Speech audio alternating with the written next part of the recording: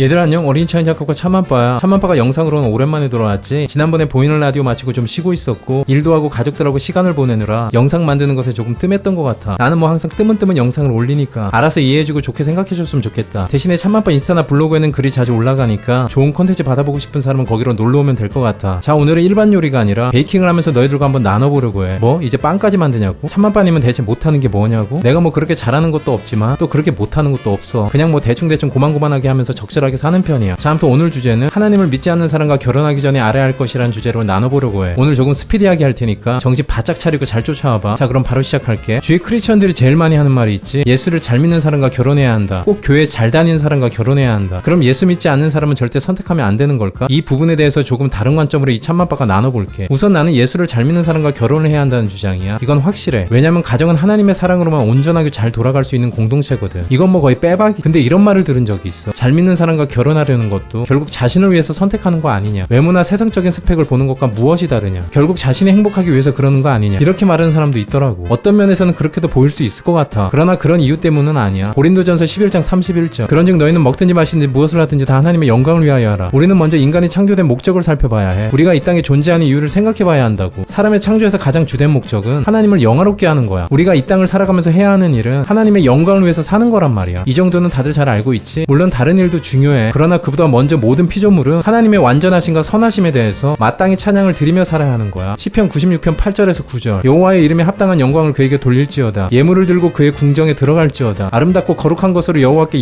예배할지어다. 온 땅이여 그 앞에서 떨지어다. 그렇다면 하나님을 영화롭게 하는 것이 뭘까? 하나님이 지시하는 대로 예배하는 것, 하나님을 찬양하는 것, 하나님이 명령하신 대로 순종하는 것이 하나님을 영화롭게 하는 거야. 결국 우리는 우리의 모든 행위 가운데 하나님을 영화롭게 해야 하는 거야. 이것이 우리가 이 땅에서 살아가는 주된 이유인 거지. 이런 관점에서 본다면 우리는 누구와 결혼을 해야 할까? 조금 부족한 예시이지만 내가 농구 선수로 한번 예를 들어볼게. 내가 국가대표 농구 선수야. 대한민국의 승리를 위해 시합에 나가야 해. 그럼 누구와 나가야 할까? 당연히 훈련이 잘 된 나와 동급의 농구 선수여야겠지. 실력뿐만 아니라 방향과 꿈이 같고 추구하는 목적이 비슷해야 이 나라의 승리를 안겨줄 거야. 그치? 나는 이것과 비슷하다고 생각해. 하나님을 영화롭게 할 수 있는 가정이 되기 위해서는 하나님의 영화를 함께 꿈꾸는 사람이어야 해. 나와 방향과 목적이 비슷한 사람이어야 하는 거야. 물론 나 자신에게도 유익이 될 거야. 그러나 나의 유익을 먼저 본 것은 아니야. 하나님을 함께 예배하고 찬양하고 하나님의 명령에 순종하기 위해 그 길을 선택하는 거야. 이것이 우리가 이 땅에 존재하는 이유니까. 히브리서 12장 14절. 모든 사람이 더불어 화평하고 거룩함을 따르라. 이것이 없이는 아무도 주를 보지 못하리라. 이 땅에서 하나님을 영화롭게 하는 것을 원하지 않는 사람은 하나님을 즐거워할 수 없어. 하나님을 보지 못해. 어찌 이런 사람과 온전하게 하나님의 길을 갈 수 있겠어? 정말 쉽지 않을 거야. 하지만 이런 경우가 있지. 우리는 그 다음으로 누군가에게 복음을 전하는 일을 해야 해. 내가 그 큰 사랑을 받았는데 어찌 전하지 않을 수가 있겠어? 전하지 않는 사랑은 사랑이 아니야. 자신이 정말 큰 사랑을 받았다는 사실을 안 사람은 반드시 어떤 모양으로든 전하게 되어 있어. 그렇다고 하나님을 믿지 않는 사람과 무조건 결혼하면 안 된다는 주장은 아니야. 내가 감당할 수 있고 또 그 배우자에게 하나님의 사랑을 잘 설명하고 전하고 나눌 수 있다면 나는 긍정적으로 생각해. 분명 그 자리에도 하나님의 인도하심과 섭리가 있을 테니까. 대신 조금 특수한 상황인 건 맞잖아. 하나님의 영광을 위해 사는 것을 놓치지 않을 수 있다면 괜찮지만 그렇지 못할 것 같다면 많이 고려를 해봐야 할 것 같아. 고린도후서 6장 14절. 너희는 믿지 않는 자와 멍에를 함께 매지 말라. 의와 불법이 어찌 함께하며 빛과 어둠이 어찌 사귀며. 믿지 않는 자와 멍에를 함께 매지 말라는 말은 안 믿는 사람과 결혼하지 말라는 뜻으로 말한 것이 아니야. 이 말씀은 고린도 교회에 여러 문제들이 참 많았어. 특히 죄와 음행과 우상들로 가득했단 말이야. 바울은 그런 자들과 상대를 하지 말라는 뜻으로 말한 것이 아니라 그들이 가지고 있는 죄와 격리된 삶을 살아야 한다는 뜻으로 말했던 거야. 우리가 기피해야 할 것은 죄인 것이지 하나님을 믿지 않는 사람들이 아닌 거야. 오히려 그들에게